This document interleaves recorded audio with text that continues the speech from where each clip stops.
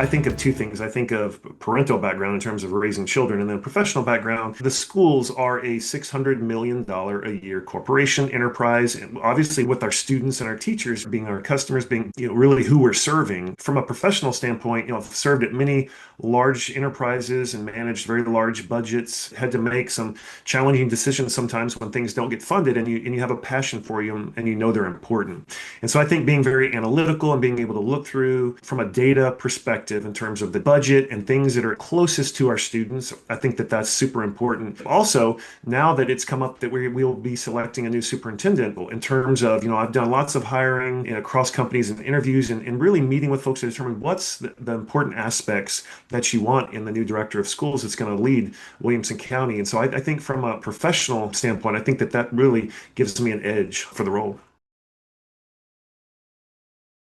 The Chromebooks were introduced during COVID for all students, and really from kindergarten through at least fifth, if not sixth or seventh even, they should be completely removed. The students, they need to be able to do the reading comprehension. They need to do mind to muscle with pen and pencil and paper. In the younger grades, I think it's just a distraction. We need to get the foundations, and especially with the 30, the 31% or so, they aren't reading at grade level, and 36 that aren't doing math at their grade level. We've got to focus on the basics there.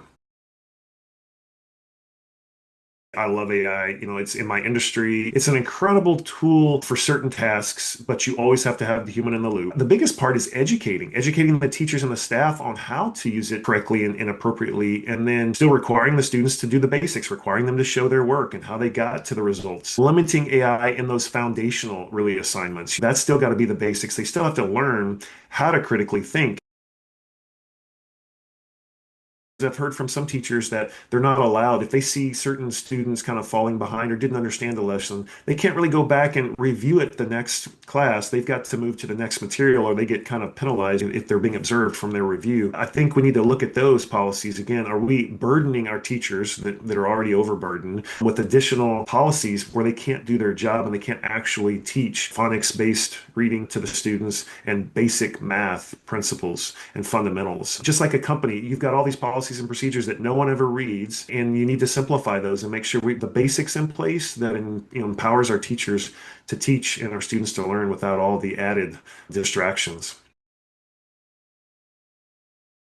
This year, there were millions cut out of the budget at the last minute because they weren't approved from the county commission. And so it's upon us as the school board to help the leadership to find out how can we spend smarter, what areas can we push closer to the students, and potentially, help you reduce costs maybe at the administrative level.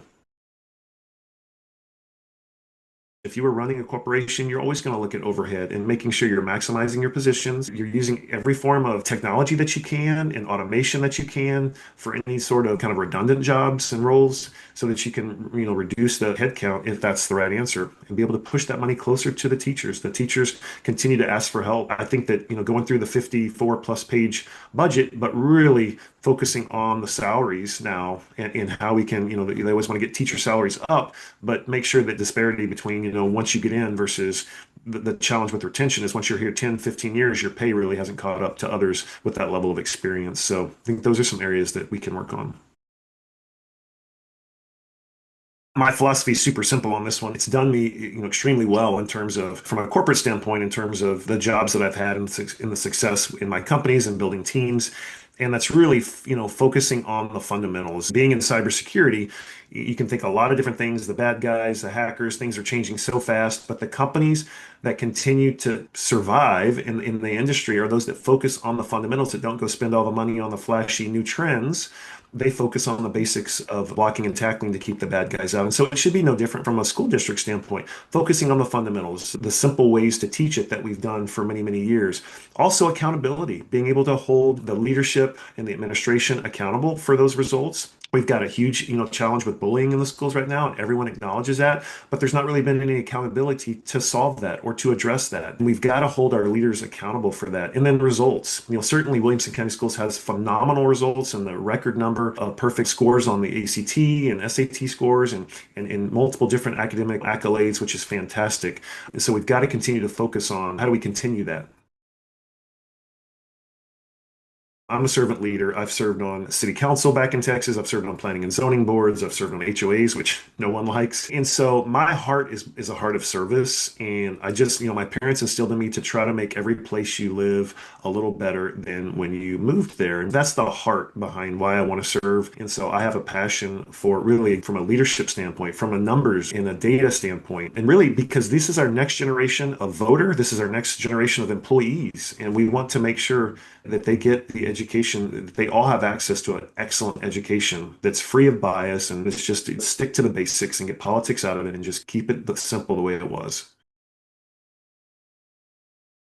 This is a question that comes up quite frequently when I'm knocking doors in terms of the libraries and the books in the libraries. And my answer is, A, we have to follow Tennessee law, and Tennessee law is that age appropriate books, the grades that the books are in the library have to be age appropriate for those students. Secondarily, if we're already struggling with budgetary issues, I don't think we should be spending money on these books that are really just divisive, regardless of which, religion, race, creed, sex, sexual preference, it doesn't matter. They're divisive books. Why do we need to bring those in to public schools? Because is that contributing to the decline in our reading proficiency or math proficiency because we're focused on these divisive issues? That's why I say we've got to get back to the basics. Been really interesting if folks, when I knock on a door and I go to, and some doors are split, meaning, we can see from the past voter logs that it's a Democrat, like a Democrat husband and a Republican wife. And so it's very interesting when I sit down and visit with them. Sometimes at the end, they'll tell me, hey, I think we agree on more than we disagree. And I think that's important that folks not look, not be a single issue voter because there's so much more to that with our students and our teachers and the school board. You need somebody that certainly has the business experience, the executive experience in terms of leadership and accountability in those areas, transparency, being able to understand and being able to hear both sides and make a data driven decision. And I think it's interesting. People kind of put you in boxes because they hear about you from other people. But if they actually reach out and have a conversation, I think they find that I'm actually very reasonable and I make my decisions again based on what's best for the students and the teachers.